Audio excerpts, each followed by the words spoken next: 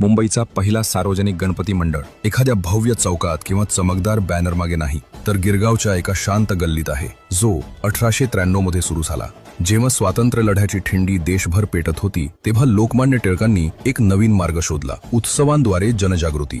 या विचाराने प्रेरित होऊन मुंबईत पहिला सार्वजनिक गणपती उत्सव जन्माला आला. अगदी येथेच केशवजी नाईक 4 मध्ये. त्या काळात ढोल नव्हते, डिजिटल लाइटिंग नव्हती, तरीही उत्साह इतका होता की प्रत्येक हृदयात स्वातंत्र्याची आग पेटली. वर्ष 1901. गणपती उत्सवादरम्यान अचानक बातमी पसरली, टिळक स्वतः मंडळात येणार आहेत. आणि मग काय, इतिहास रचला गेला. टिळकांनी येथून एक प्रेरणादायी भाषण दिले, ज्यामुळे हे मंडळ लोकमान्य टिळकांच्या उपस्थितीचा मान मिळवणार इतिहासातील एकमेव मंडळ बनलं.